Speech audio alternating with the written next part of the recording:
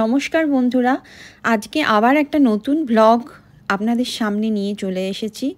আশা করি আপনারা সবাই ভালো আছেন। আর আগের মানালির ব্লগটা আপনাদের সবার ভালো লেগেছে।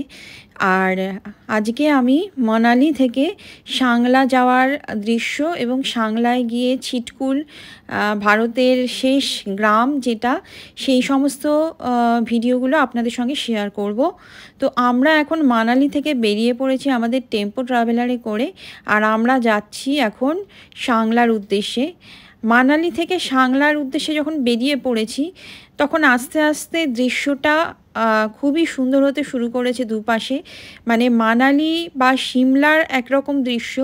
আমি মানালি থেকে যখন মানালি থেকে আমরা যাচ্ছি হচ্ছে সাংলার উদ্দেশ্যে, তখন কিন্তু আমরা আস্তে আস্তে ওপরের দিকে উঠছি। মানে মানালি নিচের দিকে, সাংলা কিন্তু ওপরের দিকে।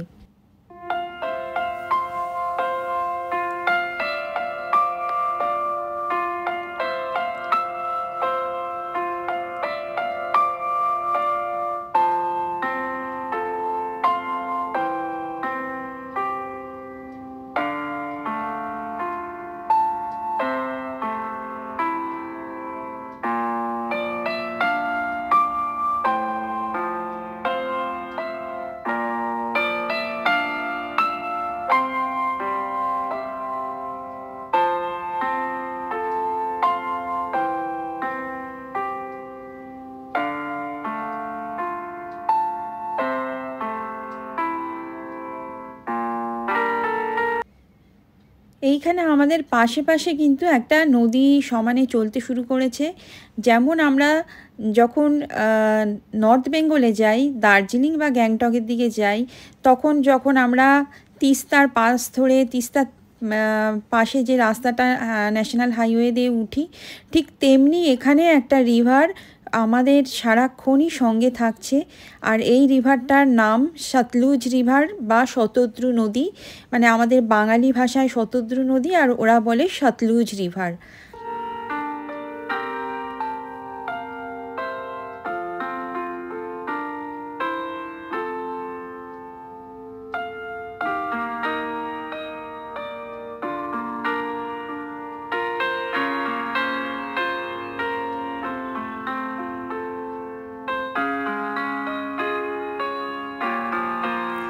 এই সতলুজ রিভারটা কিন্তু আবার বিভিন্ন জায়গায় বিভিন্ন রকম নাম নিয়েছে।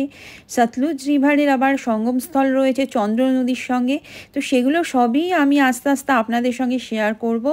আর আমরা এখন সাংলা মানে আস্তে আস্তে ওপরের দিকে উঠছি, একদম টপে উঠে যাব, যেখানে আমরা টাবো নাকো এই সমস্তগুলো আছে। তো সমস্ত ভিডিওগুলোই কিন্তু আপনাদের সঙ্গে শেয়ার করব। তো আজকে সাংলা আর ছিটকুলের ভিডিও শেয়ার করছি। আর এইখানে দৃশ্যটা কি হচ্ছে, মানে এই সাংলা বা কল্পা পর্যন্ত একটা গ্রিন ভাব থাকে, খুব সুন্দর একটা, একদিকে গ্রিন, পাহাড়ের ওপরে গ্লেশিয়ার নেমে এসছে, এই সমস্ত জিনিসগুলো থাকে। তো মানে দৃশ্যটা খুবই সুন্দর লাগে দেখতে।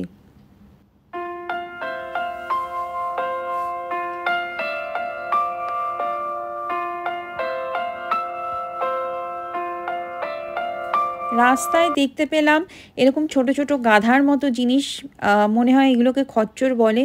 যাই হোক, এর মালিক এদের চড়াচ্ছিল, আরও অনেকগুলো ছিল। বাস দেখে এরা ভয় পেয়ে গেল। আর ওই যে আর একটা রাস্তা পার হচ্ছে, এই জন্যে এদের গাধা বলে।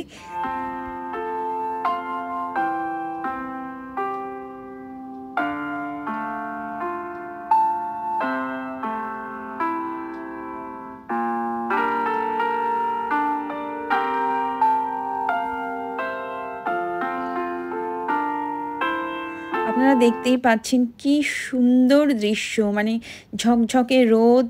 এখন কিন্তু জুন মাস, আর জুন মাসে এখনও এখানে কিন্তু বর্ষা শুরু হয়নি। আর গরমটাও বেশ ভালোই আছে, কিন্তু খুব বেশি ঠান্ডাও নেই। এই যে এখানে এই রাস্তাটা খুবই বিখ্যাত, এগুলোকে আমরা ছাতা পাহাড় বলি। মানে পাহাড়ের মধ্যিখানে পাহাড়ের বুক চিরে আর কি রাস্তাটা বেরিয়েছে। ওপরে পাহাড়ে ছাতার মতো থাকে। এই পুরো এই কল্পা কিন্নরের রাস্তাগুলোই কিন্তু এরকম ছাতা পাহাড়ের মতন আমরা দেখতে পাবো। তো এটা কিন্তু বিখ্যাত এখানকার এই ক্লিফগুলো, পাহাড়ের ক্লিফগুলো। আর এখানে আমরা কথা বলতে বলতে কারছাম ড্যামে চলে এসেছি। সতলুজ রিভারের ওপরে এরকম ড্যাম তৈরি হয়েছে বিদ্যুৎ উৎপাদনের জন্য। তো তারই পাশ দিয়ে আমরা যাচ্ছি। এখানে নেমেও ছিলাম আমরা কিছু ভিডিও আর ছবি তুলবার জন্য। তো যাই হোক, আস্তে আস্তে আমরা সাংলার দিকে চলে আসছি। আর এটা হচ্ছে একটা ব্রিজ, যেটা আমি তুলেছিলাম ভিডিওটা, এটা পোর্ট্রেট মোডে তুলেছিলাম। তো আপনাদের দেখিয়ে দিচ্ছি। আমরা চলে এসেছি আমাদের হোটেলে, হোটেল মোনাল। তা এর পেছনে অদ্ভুত সুন্দর পাহাড়ের মানে গ্লেশিয়ারের একটা ছবি। আর এইটা হচ্ছে রুমটা। আর যেহেতু আমি আগেই বলেছি যে আমি ডাবল অকুপেসিতেই রয়েছি, কিন্তু আমি একা রয়েছি এক রুমে। তো রুমটা মোটামুটি ঠিক আছে। আর হোটেলটা তৈরি হচ্ছে, এখনও পুরোপুরি তৈরি হয়নি। এখানে দেখছিলাম মানে কারেন্ট বারবার আসছিল যাচ্ছিল, এবং গরম জলেরও একটু প্রবলেম ছিল, কিন্তু গিজার ছিল। যাই হোক, তো এটা মোটামুটি ঘর।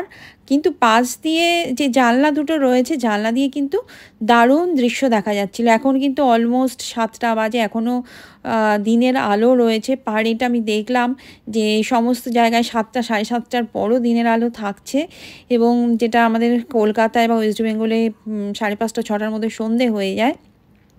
তো এটা হচ্ছে পরের দিন সকালবেলা আমরা বেরিয়ে পড়েছি ছিটকুলের উদ্দেশ্যে। তো সেই টেম্পো ট্রাভেলারে চেপে আমরা ছিটকুল যাচ্ছি। আর আমার সঙ্গে রয়েছে আরও 19 জন, ড্রাইভার ছাড়াও আরও 19 জন সহযাত্রী। তারা যাচ্ছে, এই পেছনে আমি দেখাচ্ছি, এরা হাত ফাত নাড়ছে। তো যাই হোক, আমি ফার্স্ট সিটটায় বসেছিলাম ভিডিও করব বলে। আর আস্তে আস্তে আমরা চলেও এসেছি। সাংলা থেকে ছিটকুল বেশিক্ষণের রাস্তা না, আধ ঘন্টা মতন লেগেছে আসতে। তো এইখানে গাড়িগুলো দেখছেন যেটা পার্ক করে রেখেছে, আমরা নেমে পড়েছি, এবং আস্তে আস্তে আমরা ছিটকুল যে নদীটা রয়েছে সেই নদীটা নিচের দিকে নেমে যাব।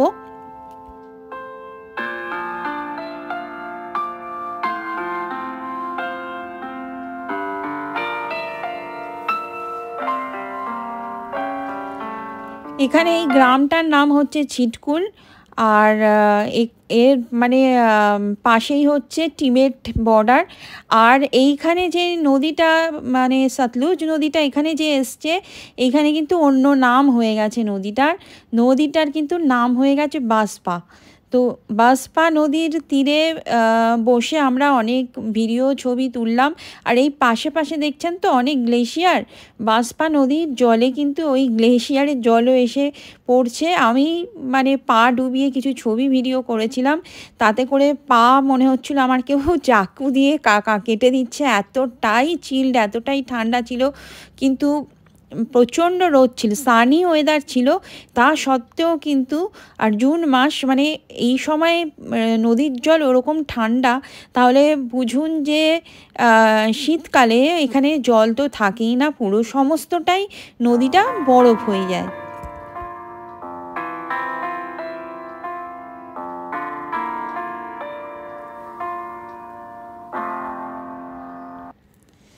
এই পাশে পাশে চূড়োয় এত গ্লেশিয়ার আমাকে না পুরো কাশ্মীরের কথা মনে করিয়ে দিচ্ছে। মানে কাশ্মীরের সঙ্গে এটাই এর মিল। আর আশেপাশে এই যে গাছগুলো দেখতে পাচ্ছেন, এগুলো কিন্তু সবই ম্যাক্সিমাম কিন্তু আপেল আছে, চেরি গাছ আছে। এগুলো যেহেতু আমরা পাশ দিয়ে বেরিয়ে যাচ্ছি রানিং, তো এই জন্য অতটা বোঝা যাচ্ছে না। কিন্তু এইগুলো কিন্তু বেশিরভাগই সব আপেল, চেরি, এই সমস্ত গাছ।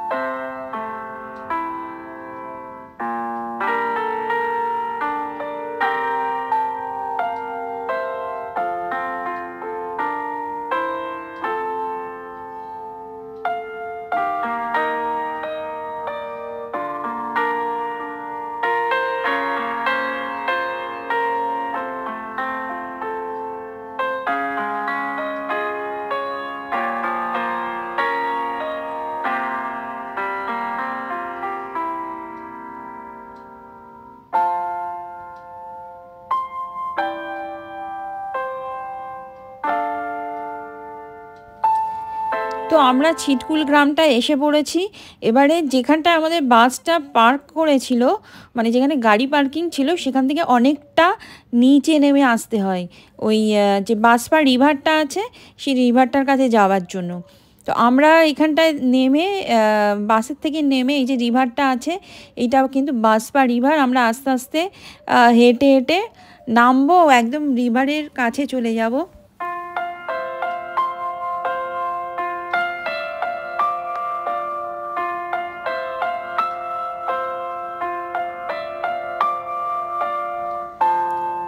দেখুন এটা হচ্ছে ছিটকুল গ্রাম, ছোট্ট ছোট্ট ঘর বাড়ি, গেস্ট হাউস, রেস্টুরেন্ট।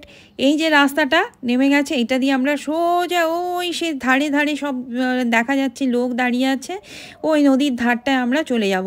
আবার নামতে ভয় করছে যে আবার উঠতে হবে এতটা, প্রচণ্ড রোদ উঠেছে, প্রচণ্ড মানে গায়ে লাগছে রোদটা, বেশ গরম লাগছে, কিন্তু কিছু করার নেই, নদীর ধারে যেতে গেলে নামতেই হবে। কারণ এখানটায় বাস বা মানে বাস তো আসেই না, প্রাইভেট কারগুলো যাও বা দু একটা আসছে, কিন্তু বেশিরভাগই সব ওখানে আটকে দিচ্ছে। এইগুলো কোনো রিসর্ট রয়েছে তাদেরই গাড়ি আসছে। তো আমি একটা ছাতা নিয়ে এসেছিলাম, ছাতাটা মাথায় দিয়ে আস্তে আস্তে এই রিভারের ধারে চলে এলাম। এবং দেখুন এই জলটার কথাই বলছিলাম, এটা কিন্তু একদম ভীষণ ঠান্ডা। আর কালারটা দেখেছেন জলের, কি সুন্দর পরিষ্কার টলটলে জল। আর আমি যেই পাটা ডুবিয়েছি ছবি তোলবার জন্য, যে নদীর বুকে পা ডুবিয়ে সুন্দর করে পোজ দিয়ে ছবি তুলবো, ওরে বাপরে!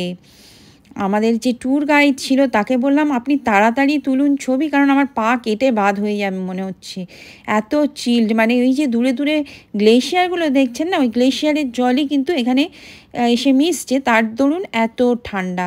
আর এখানে ক্যাম্পিংয়েরও ব্যবস্থা রয়েছে, অনেকে থাকেও এখানে ক্যাম্প করে। তো খুব ভালো লাগছিল, ওয়েদারটাও খুব সুন্দর ছিল।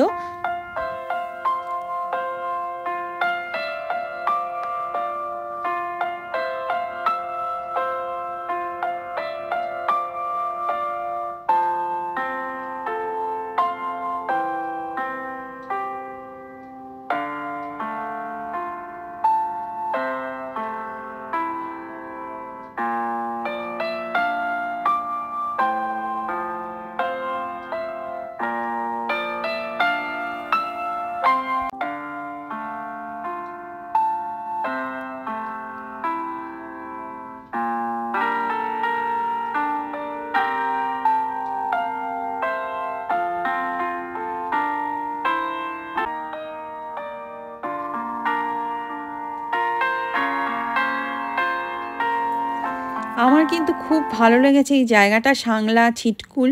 তো যাই হোক, আমি আবার আসবো, এরকম একটা মনের ইচ্ছে নিয়ে আবার আমরা বাসে চড়ে চাটা খেয়ে আবার আমরা বাসে চড়ে আমরা আবার হোটেলের দিকে রওনা দিলাম। কালকে আমরা বেরিয়ে যাব কল্পার উদ্দেশ্যে, সাংলা থেকে চলে যাব কল্পা। তো পরবর্তী ভিডিওয়ে অবশ্যই সাথে থাকবেন। কল্পা কিন্তু আরও সুন্দর। কেন বলছি, আমি ভেবেছিলাম যে দার্জিলিংটা সব থেকে সুন্দর আমার চোখে, কিন্তু এরপর কল্পায় গিয়ে আমার মানে এত ভালো লেগেছে, একটা মানে ছবির মতো সুন্দর শহর বা সুন্দর গ্রাম যাই বলি, মফস্বল শহর। এবং দেখুন বাদিকে কত সুন্দর দৃশ্য। তো এই কল্পাতে আমি মনে করেছি একটা ঘর কিনবো বা ঘর ভাড়া নিয়ে থাকবো, এরকম একটা মনে ইচ্ছে আছে। কিছু না করে অন্তত আবার তো আসতেই হবে এই সাংলা ছিটকুল কল্পায়। তো পরের ভিডিও অবশ্য কল্পায় থাকবেন সাথে, আমার মনে হয় আপনাদের ভালো লাগবে। আর এই ভিডিওটাও নিশ্চয়ই আপনারা উপভোগ করেছেন, কি সুন্দর দৃশ্য রাস্তায়। আর দেখা হচ্ছে আপনাদের সঙ্গে পরের ভিডিওতে। তো ভালো থাকবেন সবাই।